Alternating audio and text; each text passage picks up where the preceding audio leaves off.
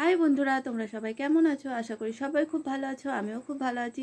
সম্পাস ব্লগে নতুন একটা ভিডিও নিয়ে চলে এসেছি তোমাদের কাছে। আমার ভিডিওটা ভালো লাগলে অবশ্যই লাইক কমেন্ট শেয়ার করো। আজ বাড়িতে চিলি চিকেন বানাবো। আমি কিভাবে চিলি চিকেন বানাই সেটাই তোমাদের সাথে শেয়ার করব। আর চিলি চিকেনের সাথে থাকছে রাইস। তোমরা কে কে রাইস আর চিলি চিকেন খেতে পছন্দ করো অবশ্যই কমেন্টে জানিও। আর দেখো, চিলি চিকেন বানানোর জন্য পেঁয়াজ, ক্যাপসিকাম, কাঁচা লঙ্কা সব কুচিয়ে নিয়েছি। আর মটরশুঁটি ছিল কয়েকটা, সেটাও ছাড়িয়ে নিয়েছি। বাড়িতে ছিল তাই দিয়েছি, এটা নাও দিতে পারো তোমরা। আর দেখো, কড়াইতে তেল গরম করে নিয়েছি। আর ম্যারিনেট করা চিকেনগুলো একে একে পকোড়া করে ভেজে নেব। তো ম্যারিনেট কীভাবে করলাম সেটাই তোমাদেরকে বলবো ভয়েসে, ভিডিওতে দেখাতে পারলাম না। চিকেনটা বাজার থেকে চিলি চিকেনের সাইজ করে কেটে নিয়ে এসেছিলো, তারপর পরিষ্কার করে ধুয়ে নিয়েছি। আর আধ ঘন্টা ভিনিগার দিয়ে ভালো করে চিকেনটাকে মাখিয়ে রেখে দিয়েছিলাম। তারপর জল বেরোতে সেই জলটা ফেলে দিয়ে তার মধ্যেও পেঁয়াজ বাটা, আদা বাটা, রসুন বাটা, পরিমাণ মতো গোলমরিচ, লঙ্কার গুঁড়ো, নুন, সামান্য চিনি, সোয়া সস, কর্নফ্লাওয়ার আর ডিম দিয়ে ভালো করে ম্যারিনেট করে নিয়েছি। ম্যারিনেট করে আধ ঘন্টা রেখে দেওয়ার পরে কড়াইতে তেল গরম করে আমি পকোড়াগুলো ভেজে নিচ্ছি। তো এইভাবেই আমি একে একে পকোড়াগুলো ভেজে নিচ্ছি। আর যখন পকোড়াগুলো ভাজা হচ্ছিলো তখনই আমি একটু ভিডিও করে তোমাদেরকে দেখালাম।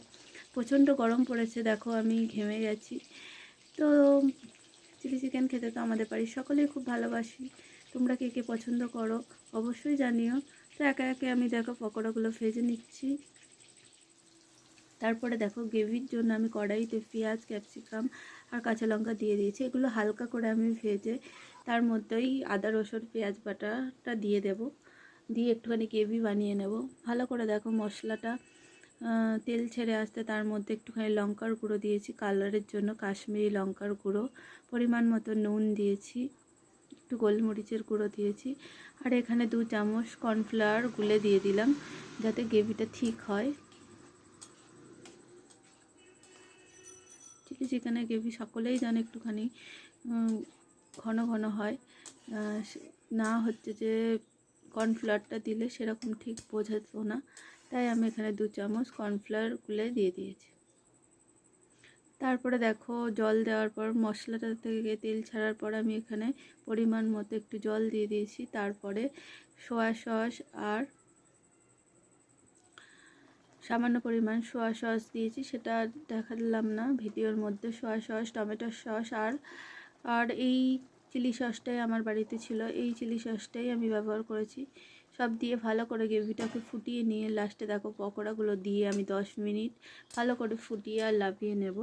আমি তো এইভাবেই বাড়িতে চিলি চিকেন বানাই। তোমরা কে কীভাবে বানাও কমেন্টে জানিও।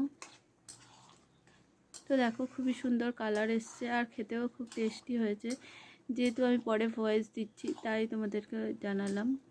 খুবই সুন্দর হয়েছিল। এইভাবে বানিয়ে তোমরা খেয়ে দেখতে পারো, খুবই খেতে ভালো হয়।